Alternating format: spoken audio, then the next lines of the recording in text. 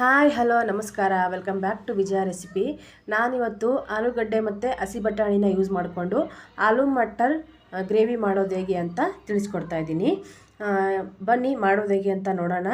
ತುಂಬ ಸುಲಭವಾದ ವಿಧಾನದಲ್ಲಿ ತುಂಬ ಈಸಿಯಾಗಿ ನಿಮಗೆ ಹೇಗೆ ಮಾಡೋದು ಅಂತ ತಿಳಿಸ್ಕೊಡ್ತೀನಿ. ಒಂದ್ಸರಿ ನೀವು ಟ್ರೈ ಮಾಡಿ, ನಿಮಗೆ ಖಂಡಿತವಾಗ್ಲೂ ಇಷ್ಟ ಆಗುತ್ತೆ. ಹಾಗೆ ನಮ್ಮ ಚಾನಲ್ಗೆ ಯಾರಿನ್ನೂ ಸಬ್ಸ್ಕ್ರೈಬ್ ಮಾಡಿಲ್ಲ, ಪ್ಲೀಸ್ ಫ್ರೆಂಡ್ಸ್ ಸಬ್ಸ್ಕ್ರೈಬ್ ಮಾಡ್ಕೊಂಡು ನೋಡಿ, ಸಪೋರ್ಟ್ ಮಾಡಿ. ಬನ್ನಿ ಮಾಡೋದು ಹೇಗೆ ಅಂತ ನೋಡೋಣ. ಮಾಡೋದಕ್ಕೆ ನಾನು ಮೂರು ಆಲೂಗಡ್ಡೆನ ಮೀಡಿಯಮ್ ಸೈಜ್ ಇರೋದನ್ನ ಬೇಯಿಸಿ ಸಣ್ಣದಾಗಿ ಕಟ್ ಮಾಡಿದ್ದೀನಿ. 2 ಈರುಳ್ಳಿ ಸಣ್ಣದಾಗಿ ಕಟ್ ಮಾಡಿದ್ದೀನಿ. ಒಂದು ಸಣ್ಣ ಟೊಮೊಟೋನ ತೊಗೊಂಡಿದ್ದೀನಿ. ಹಸಿ ಬಟಾಣಿ ಬರುತ್ತೆ ನೋಡಿ, ಅದನ್ನು ನಾನು ಒಂದು ಬೌಲಷ್ಟು ತೊಗೊಂಡಿದ್ದೀನಿ.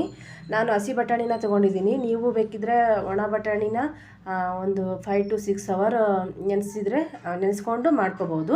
ಹಸಿ ಬಟಾಣಿ ಸಿಕ್ಕರೆ ಹಸಿ ಬಟಾಣಿಲೇ ಮಾಡ್ಕೋಬೋದು. ಇವಾಗ ಒಲೆ ಮೇಲೆ ಒಂದು ಪಾತ್ರೆನ ಇಟ್ಕೊಂಡಿದ್ದೀನಿ, ಕಡಾಯಿನ ಇಟ್ಕೊಂಡು ಆಯಿಲ್ ಹಾಕಿ, ಜೀರಿಗೆ, ಸಾಸಿವೆ, ಕರಿಬೇವು ಹಾಕಿ, ಕಟ್ ಮಾಡಿಟ್ಟಿರುವಂಥ ಈರುಳ್ಳಿಯನ್ನು ಹಾಕಿ, 1 ಸ್ಪೂನ್ ಆಗುವಷ್ಟು ಶುಂಠಿ ಬೆಳ್ಳುಳ್ಳಿ ಪೇಸ್ಟನ್ನು ಹಾಕಿ ಚೆನ್ನಾಗಿ ಈರುಳ್ಳಿ ಮತ್ತು ಶುಂಠಿ ಬೆಳ್ಳುಳ್ಳಿ ಪೇಸ್ಟ್ ಹಸಿ ವಾಸನೆ ಹೋಗೋವರೆಗೂ ಚೆನ್ನಾಗಿ ಫ್ರೈ ಮಾಡ್ಕೊಂಡಿದ್ದೀನಿ. ಅದು ಚೆನ್ನಾಗಿ ಫ್ರೈ ಆದಮೇಲೆ ನಾನು ಹಸಿ ಬಟಾಣಿಯನ್ನು ಸೇರಿಸ್ಕೊತಾ ಇದ್ದೀನಿ. ಹಸಿ ಬಟಾಣಿಯನ್ನು ಸೇರಿಸ್ಕೊಂಡು ಚೆನ್ನಾಗಿ ಅದನ್ನು ಫ್ರೈ ಮಾಡ್ಕೊಳ್ಳಿ. ನೀವು ಹಸಿ ಬಟಾಣಿ ತೊಗೊಂಬಿಟ್ರೆ ಬೇಗ ಬೆಂದೋಗ್ಬಿಡುತ್ತೆ, ಜಾಸ್ತಿ ಬೇಯಿಸ್ಬೇಕನ್ನೋ ಅವಶ್ಯಕತೆ ಇಲ್ಲ. ಅದೇ ಒಣ ಬಟಾಣಿ ತೊಗೊಂಡ್ರೆ ಅದನ್ನು ನೆನೆಸಬೇಕು, ಮತ್ತು ನೀವು ಒಂದು ಉಗಿಯಷ್ಟು ಬೇಯಿಸ್ಕೊಂಡು ತೊಗೊಂಬರ್ಬೇಕಾಗುತ್ತೆ. ಅದಕ್ಕೋಸ್ಕರ ಹಸಿ ಬಟಾಣಿಯನ್ನು ಹಾಕಿ ಮಾಡಿಕೊಂಡ್ರೆ ಬೇಗ ದಿಢೀರಾಗಿ ರೆಡಿ ಆಗುತ್ತೆ. ನಾನು ಒಂದು ಟೊಮೊಟೊ ತೊಗೊಂಡಿನಿ ಅಂತ ಹೇಳಿದ್ನಲ್ಲ, ಅದನ್ನು ಕಟ್ ಮಾಡಿಟ್ಟಿರುವಂಥ ಟೊಮೊಟೊನ ಸೇರಿಸಿದ್ದೀನಿ. ರುಚಿಗೆ ತಕ್ಕಷ್ಟು ಉಪ್ಪನ್ನು ಸೇರಿಸಿ ಟೊಮೊಟೊ ಸಾಫ್ಟ್ ಆಗೋವರೆಗೂ, ಬಟಾಣಿನೂ ಸ್ವಲ್ಪ ಬೇಯೋವರೆಗೂ ಚೆನ್ನಾಗಿ ಈ ರೀತಿ ಕೈ ಆಡಿಸ್ತಾ ಬೇಯಿಸ್ಕೊತಾ ಇದ್ದೀನಿ. ಲೋ ಫ್ಲೇಮಲ್ಲಿ ಇವಾಗ ನಾನು ಸ್ವಲ್ಪ ಹೊತ್ತು ಬೇಯೋಕ್ಕೆ ಬಿಟ್ಟಿದ್ದೆ. ನೋಡಿ ಇವಾಗ ಯಾವ ರೀತಿ ಬಂದಿದೆ ಅಂತ. ಬಟಾಣಿ ಎಲ್ಲ ಸೂಪರ್ ಸಾಫ್ಟಾಗಿದೆ, ಏನು ಗಟ್ಟಿಯಾಗಿಲ್ಲ, ತುಂಬ ಸಾಫ್ಟಾಗಿದೆ. ಈ ಟೈಮಲ್ಲಿ ನಾನು ಆಲೂಗಡ್ಡೆ ಬೇಯಿಸಿ ತಂದಿದ್ದಂತ ಹೇಳಿದ್ನಲ್ಲ, ಅದನ್ನು ಇವಾಗ ನಾನು ಸೇರಿಸ್ಕೊತಾ ಇದ್ದೀನಿ. ಬೇಯಿಸ್ಕೊಂಡಿದ್ದೀನಿ. ಬೇಯಿಸ್ಬಿಟ್ಟು ಸಣ್ಣದಾಗಿ ಆಲೂಗಡ್ಡೆಯನ್ನು ಕಟ್ ಮಾಡಿ ಸೇರಿಸ್ಕೊಂಡ್ಬಿಟ್ಟು ಚೆನ್ನಾಗಿ ಮಿಕ್ಸ್ ಮಾಡ್ಕೊಳ್ಳಿ. ಮಿಕ್ಸ್ ಮಾಡ್ತಾಯಿರಿ ನೀವು. ತುಂಬ ಚೆನ್ನಾಗಿರುತ್ತೆ, ಟೇಸ್ಟ್ ಅಂತೂ ಇದು ಅದ್ಭುತವಾಗಿರುತ್ತೆ. ನೀವು ಒಂದ್ಸರಿ ಟ್ರೈ ಮಾಡಿ, ತುಂಬ ದಿಢೀರಾಗಿ, ಕ್ವಿಕ್ಕಾಗಿ, ಸೂಪರ್ ಟೇಸ್ಟಿಯಾಗಿ, ಹೆಲ್ದಿಯಾಗಿ ರೆಡಿಯಾಗುತ್ತೆ ಇದು. ಇವಾಗ ನಾನು ಚಿಟಿಕೆ ಅರಿಶಿನ ಸೇರಿಸ್ಕೊಂಡು ಚೆನ್ನಾಗಿ ಫ್ರೈ ಮಾಡ್ಕೊತಾ ಇದ್ದೀನಿ. ಇದನ್ನು ನೀವು ಚಪಾತಿ ನೆಂಚ್ಕೊಂಡು ತಿನ್ಬೋದು, ಜೋಳದ ರೊಟ್ಟಿ ತಿನ್ಬೋದು, ಮತ್ತು ಪೂರಿ ಜೊತೆಗೆ ನೆಂಚ್ಕೊಂಡು ತಿನ್ಬೋದು, ಮತ್ತು ಅನ್ನಕ್ಕೂ ನೀವು ಗ್ರೇವಿ ಥರ ಮಾಡಿಕೊಂಡು ಅನ್ನಕ್ಕೂ ಕಲ್ಸ್ಕೊಂಡು ತಿನ್ಬೋದು. ಆಲ್ ಇನ್ ಒನ್ ಅಂತಲೇ ಹೇಳ್ಬೋದು.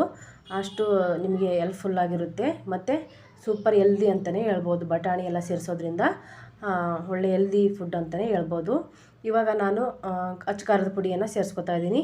ನಿಮ್ಮ ಖಾರಕ್ಕೆ ಅನುಗುಣವಾಗಿ ನೀವು ಖಾರನ ಸೇರಿಸ್ಕೊಳ್ಳಿ. ನಾನು ಒಂದು 2 ಟೇಬಲ್ ಸ್ಪೂನ್ ಆಗುವಷ್ಟು ಖಾರನ ಸೇರಿಸ್ಕೊಂಡಿದ್ದೀನಿ. ಸೇರಿಸ್ಬಿಟ್ಟು ಚೆನ್ನಾಗಿ ಮಿಕ್ಸ್ ಮಾಡ್ತಾಯಿದ್ದೀನಿ. ಇವಾಗ ಗರಂ ಮಸಾಲ ಸೇರಿಸ್ಕೊತಾ ಇದ್ದೀನಿ. ಗರಂ ಮಸಾಲ ಮತ್ತು ಧನಿಯಾ ಪುಡಿ, ಒಂದೊಂದು ಟೀ ಸ್ಪೂನ್ ಆಗುವಷ್ಟು ಗರಂ ಮಸಾಲ, ಧನಿಯಾ ಪುಡಿ ಸೇರಿಸ್ಕೊಂಡು ಚೆನ್ನಾಗಿ ಅದನ್ನು ಕೂಡ ನೀವು ಮಿಕ್ಸ್ ಮಾಡಬೇಕಾಗುತ್ತೆ. ಮಿಕ್ಸ್ ಮಾಡಿ ನಿಮಗೆ ಎಷ್ಟು ಬೇಕೋ ಅಷ್ಟು ನೀರನ್ನು ಸೇರಿಸ್ಕೋಬೇಕಾಗುತ್ತೆ. ನೀರು ಸೇರಿಸ್ದೆ ಇದೇ ರೀತಿ ಇವಾಗ ನಾನು ತಿರುಗ್ತಾ ಇದ್ದೀನಿ ನೋಡಿ, ಇದೇ ರೀತಿ ನೀವು ರೊಟ್ಟಿ ನೆಂಚ್ಕೊಂಡು ತಿನ್ಬೋದು. ಸೂಪರಾಗಿರುತ್ತೆ, ಟೇಸ್ಟು ಅದ್ಭುತವಾಗಿರುತ್ತೆ. ನಿಮಗೆ ಗಟ್ಟಿ ಪಲ್ಯ ಬೇಕು ಅಂದರೆ ಅದೇ ರೀತಿ ಅಷ್ಟಕ್ಕೆ ನೀವು ಸ್ಟವ್ನ ಆಫ್ ಮಾಡಿ ರೊಟ್ಟಿಗೆ ನೆಂಚ್ಕೊಂಡು ಬಡಿಸ್ಕೊಂಡು ತಿನ್ಬೋದು.